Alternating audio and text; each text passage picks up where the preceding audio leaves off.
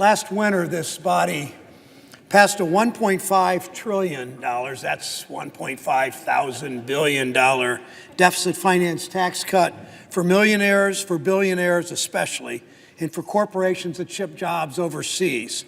More than 80% of the benefits are going to the top 1% wealthiest people by the end of this decade. 2 weeks ago, Congress passed another big giveaway to Wall Street, loosening taxpayer protections on big banks that received a combined $239 billion in taxpayer bailouts. Mr. President, we know Wall Street can never get enough handouts, and too many people in this body, too many people down the hall in the House of Representatives, too many people in the Oval Office, too many people in Washington never get tired of giving these handouts away. On the day President Obama, almost a decade ago, signed Wall Street reform into law, a top Wall Street lobbyist said it was halftime, meaning the game's not over, they're going to keep fighting back. Before the ink was dry in his signature, those lobbyists went to work trying to undo the rules we put in place to protect taxpayers and consumers.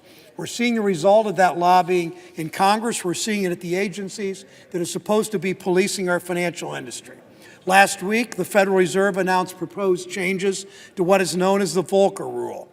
We put this rule in place after the crisis to stop big banks from taking big risks with Americans' money.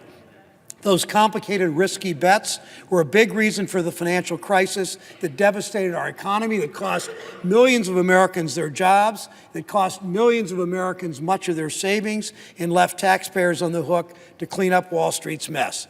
Lehman Brothers invested heavily in toxic mortgage-backed securities, eventually leading to $32 billion in trade losses and the biggest bankruptcy in U.S. history. They took bank deposits, putting the U.S. taxpayer on the hook for those losses.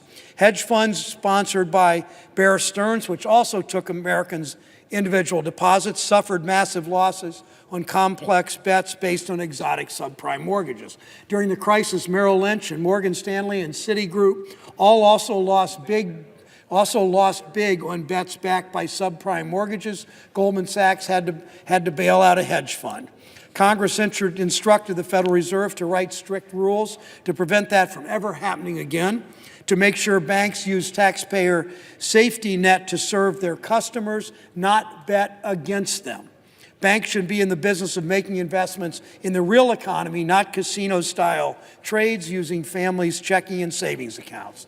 It took agencies more than 3 years to finalize the Volcker rule, which was completed in 2013 after the consideration of thousands upon thousands of public comments. Now they want to undo it all? The rollbacks announced last week would gut core components of the Volcker rule. They'd make it easier for banks to take speculative bets. The New York Times said that, quote, the balance of power will tip immediately to traders from regulators. It shifts the power from watchdogs to the big banks themselves, from public servants who are looking to protect the public interest to executives who are making millions, tens of millions, occasionally hundreds of millions of dollars in their trading. Instead of establishing strict limits on banks, the proposed rule changes ask us to trust the banks to guard against risky trades. It says, go ahead and police yourselves. We know how well that turned out last time. The rule changes would allow banks to more easily place bets under the guise of so-called hedging. This increases the chances of yet another scandal like the London whale episode from 2012 when JP Morgan lost $6 billion on one bad bet. We want to make it easier for them to do it again with American savings accounts. Why weaken the rules now? It's not as if the banks are suffering under this rule. Think about how the banks are doing now. The FDIC released new data last month. Banks increased their profits by 13% last year, and that's before you account for the windfall from the tax bill. When you add in the tax bill, banks' profits went up 28% last year, on top of the double-digit percent almost every year from 2010 and 11 and 12 and 13 and 14, 15 and 16 and 17. The banking sector bought back $77 billion worth of stock last year. Last year, the CEOs of the 6 largest banks got a raise, an average raise of 22%. These are CEOs that are already making millions and millions of dollars. Keep in mind, the average teller in this country, the average bank teller, makes about $12.50 an hour. Yet the CEOs of these banks, already some of them making 10 and 20 million a year, were getting a 22% increase. This isn't some dying industry crying out for help. If anything, it's an industry that needs a more watchful eye. The largest banks paid $240 billion worth of fines 10 years ago after the collapse. Wells Fargo can't go more than a few months without a scandal.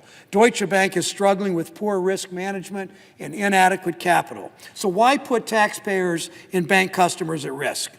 We have a pretty good idea why. Just take a look who this administration has put in charge. The White House looks like a retreat for Wall Street executives. We have former One West banker Joseph Otting running the Office of the Comptroller of the Currency. As if the Volcker rule rollback weren't bad enough, he announced last week he wants to get banks into the business of financing payday loans. He wants to get banks into the business of financing payday loans. Otting has other plans to gut the Community Reinvestment Act, a 40-year-old law that ensures that banks serve their communities. The Fed Vice Chair, Randall Quarles, recently gave a speech saying that, just like we predicted, the Federal Reserve wants to loosen rules on foreign megabanks. These banks that are in this country, like Deutsche Bank and Santander and some of these big banks that have clearly from time to time abused the public trust, we're going to loosen the rules regulating foreign banks in this country. He said last week's changing the Volcker rule were just the start. He said it was the first effort to weaken the rule. People like Randall Quarles, people who didn't spot the crisis the last time they were watchdogs, when they were in government 15 years ago, people who profited off the very crisis they failed to prevent, these people may have forgotten what these risky bets did to so many families in this country. Maybe they've succumbed to the collective amnesia that affects more and more people in this town. Families in my state haven't forgotten. Workers' savings were wiped out. They watched college accounts and retirement savings shrink and shrink. Hopes and dreams were dashed. Americans can't afford to go back to the days when Wall Street gambles with their hard-earned money. The crisis casts a long shadow over these families. 4 of 10 adults today can't afford an emergency expense of $400. Your car breaks down, it costs $500 or $600. You don't have the money to do that. If you're much of the American public, you go to a payday lender who charges you exorbitant interest rates. You go back because you can't get back ahead. 1 in 4 renters pay more than 50% of their income to keep a roof over their head. 1 in 4 renters pay 50% of their income or more to keep a roof over their head. One bad thing happens in their lives. A child gets sick. They miss work for a few days. They can't make a payment because they've had a broken down car. All the kinds of things that can happen, and they can be evicted, and many of them are. More and more workers have irregular schedules and income that varies up and down from month to month, that those Americans were sent here to serve. It always comes back, Mr. President, to whose side are you on? Are you going to stand with hardworking Americans or with risky Wall Street traders?